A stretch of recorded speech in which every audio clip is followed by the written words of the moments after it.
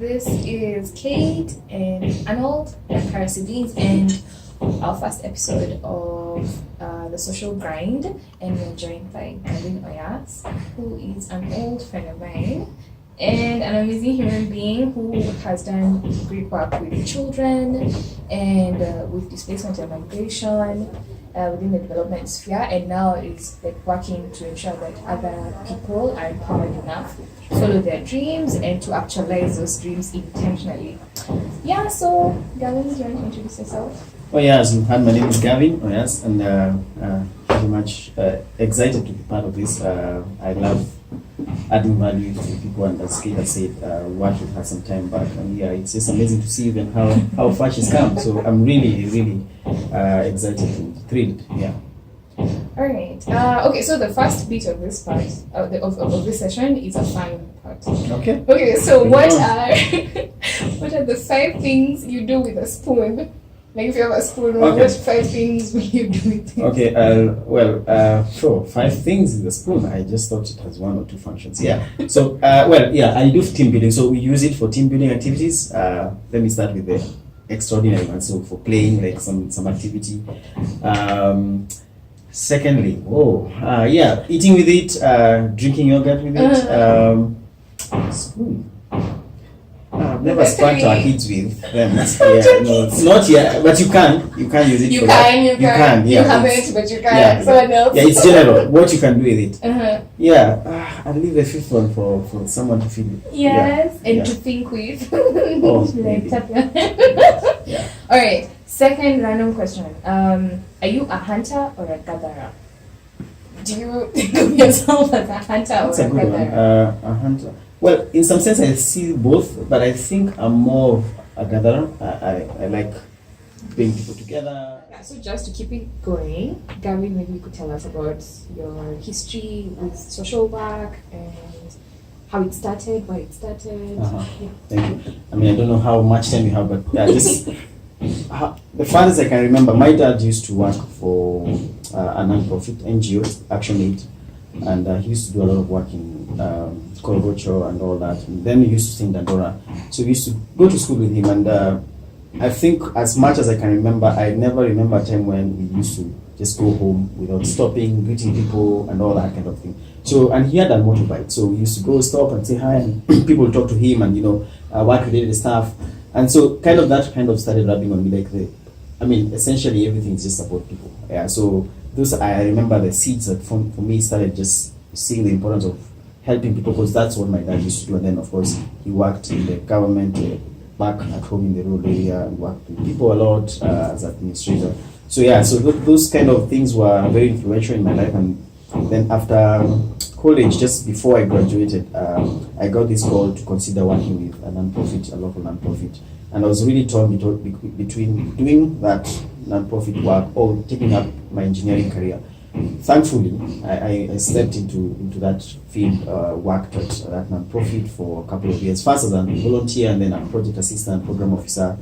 So 4 years of my time there interacting with kids. This was not my world initially, because this is not what I studied for, but in that interaction it kind of changed my perspective, and then that's when I even started thinking about I need to get some serious education in this life. So I went back to school, got a social science degree, and from that time I knew I was meant to work with people and not machines, and that changed everything, and then just kept on going. Yeah, and from that non-profit I went to another international NGO, GIZ, where I worked with refugees here in the city, Nairobi. Yeah, and then kind of build it up, and of course on this side I also had a lot of interest in just helping. How can I really work to help people? Because a lot of these things is just helping them, giving them handouts or support, but at the core of it, it's essentially the person that needs to be helped, and that's basically what got me where I am. And it's a journey. I mean, it seems so short in this story, and everyone else. You have a story, and sometimes it doesn't make sense until now it hits you. Oh, so this is actually where we are leading up to. So a lot of times when you hear people talk about where they are, you just think, oh, they just got it, and you think, whoa, what's happening to me? How come I'm not getting it? No, please be patient with yourself. Just allow the process to work, and I think that's one of the things I'm appreciating, that everything is a process, and you have to follow the process. There are no shortcuts. You just have to go through the whole circle and just appreciate that there is a reason why you did this, and I'm grateful for what because if I had not taken that engineering course, I wouldn't have met with this person who approached me to do this internship program at this nonprofit. So everything kind of has a reason why it happened. So it's just, are you really present in what is happening in your life to know why am I here and what can I make the most of where I am? Yeah. And I feel like that touches also on reflection and taking time to just really think back and think through, okay, so where am I and how did I get to this point? I really am excited sometimes, though I don't tell my friends when I hear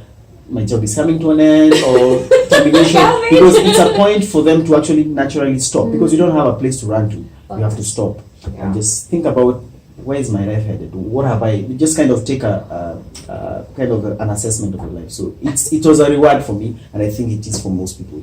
If you look at it that way, of course, at that point when you're told your job is coming to an end or there's no funding, it's scary.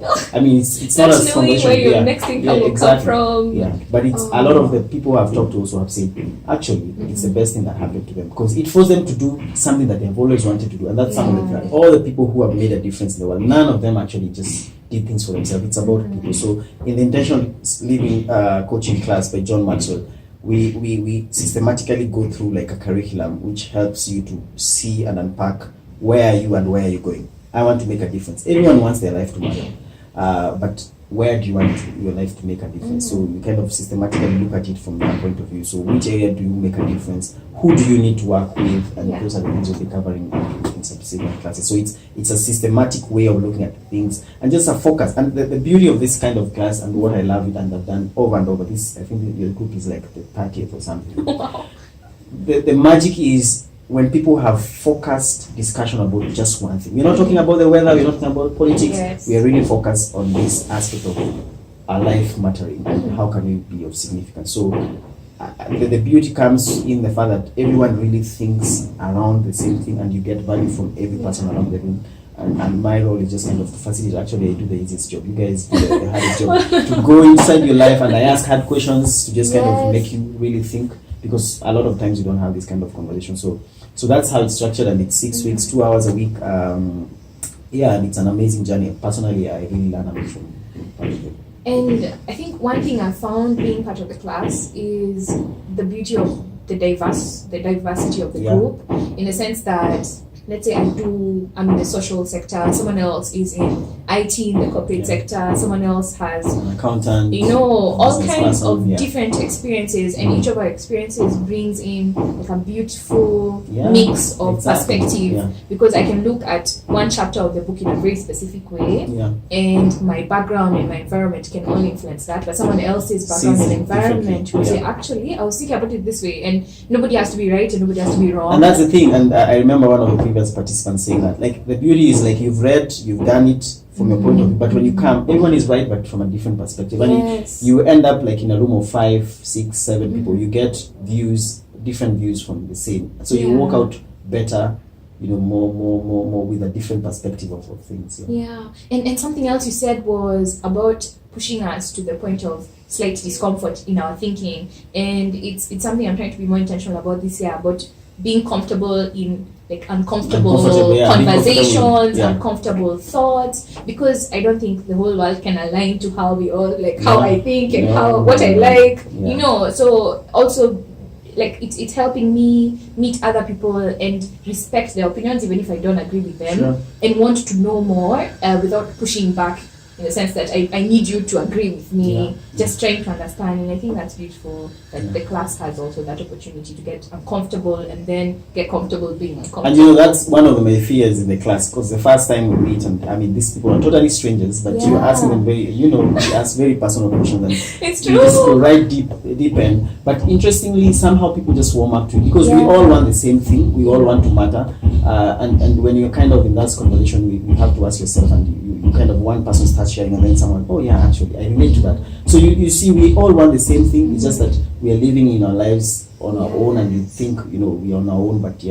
and the vulnerability kind of just helps people just to be open and to share and to learn from each other and to be able to receive. And it's 6 weeks, so it's not an instant vulnerability. It's today you're not too sure, then tomorrow you're like, okay, I see something common. Exactly. And then by the 6th week, you're I always tell people, first week, yeah, they're kind of sizing each other out and all that, but second week, third week, you can think these guys have known each other. It's always a joy to see them hang out together, and you think these guys, they even didn't know each other 3 weeks ago, but right now they're the best of friends. They're talking about working together. Yo, can I be introduced to this? Can I come do this with you? Yeah, so it's amazing that power of collaboration that is built in that. I like that, and I think maybe something you can also share is like the kind of person who is perfect for this intentional living class. Like, who is the ideal candidate for the So the intentional living ideal class? person is this. So help me. If you're breathing, you are the ideal person. If you are alive, anyone, and everyone always asking. So is it for young people, for old people, everyone? Because we all want to make something out of our lives, whether you are young or old. I mean, I've had people who at the age of my mother come attend that class, and they still found something meaningful. So it's not limited to young people, as most people think. People in their, maybe 20s, 30s, young professional people who are figuring themselves out. Anyone, as long as you're breathing and you're alive, you need that to figure out what your life is. And it's never too late, even if you think you're over that. That's true. So I think that's basically the end of our first episode, and Gavin has been amazing, just sharing about what his intentional living, about his past, and how he continues to empower other people. And I think that's just the spirit of the social grind, just finding amazing people who are just changing the world in their small or big ways. So see you next week for our next episode. Thank you.